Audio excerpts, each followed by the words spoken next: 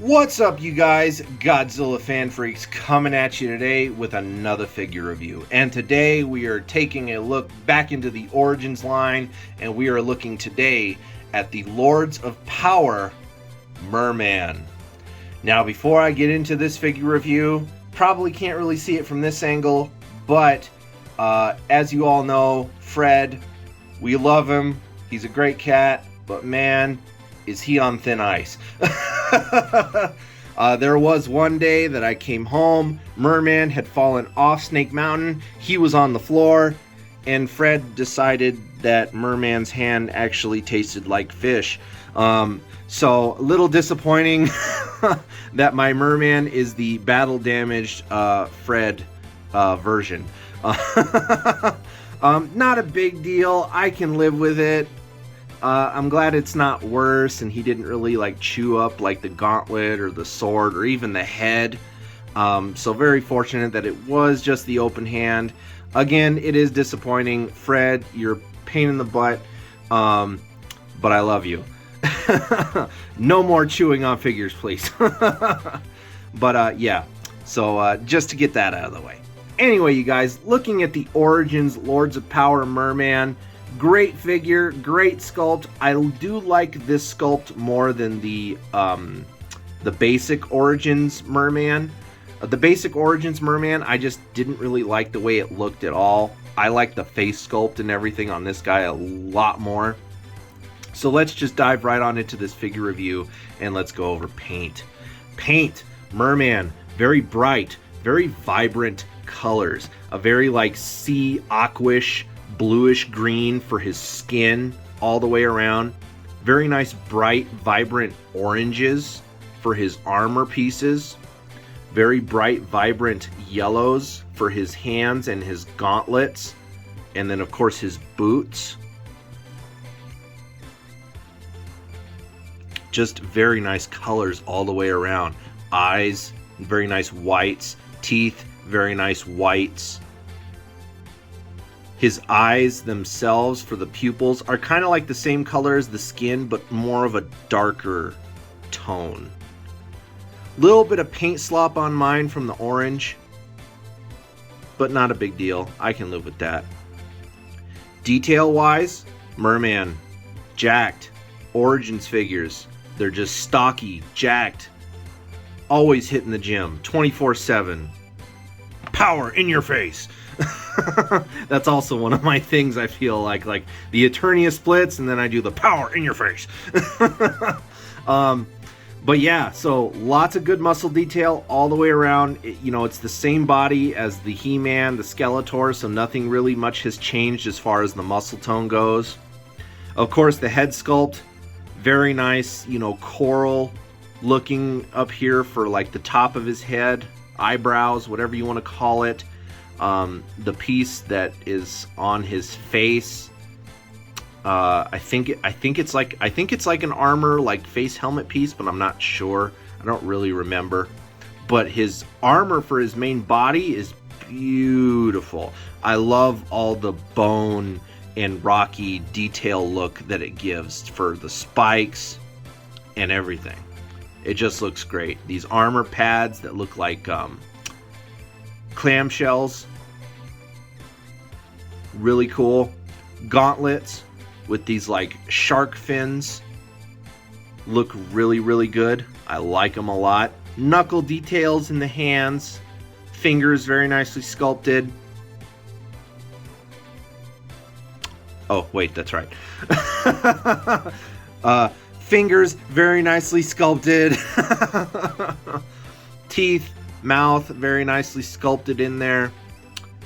Loincloth and everything down here. I do love like these bead hang downs, look very nice. Again, this belt here with like these fin designs, very nicely well done.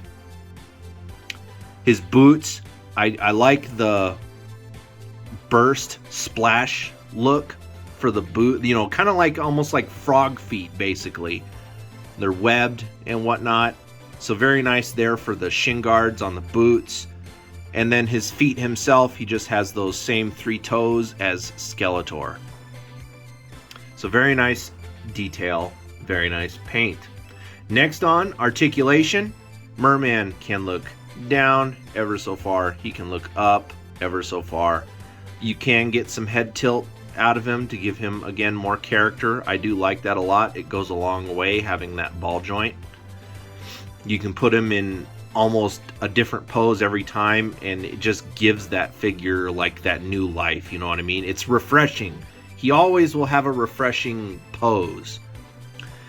You can look left, you can look right, you can spin it all the way around if you want. It does get into the way though of these spikes, but again, you can remove his armor with these straps.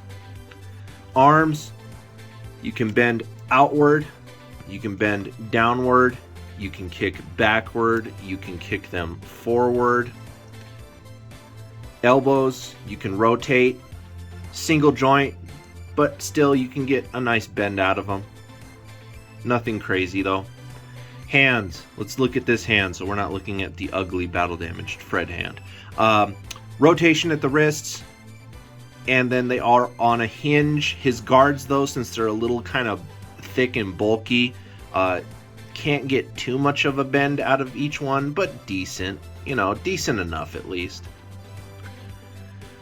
Waist joint, you can turn him left, you can turn him right. Legs, you can kick forward ever so far, you can kick backward ever so far. He can do the Eternia splits almost near perfect.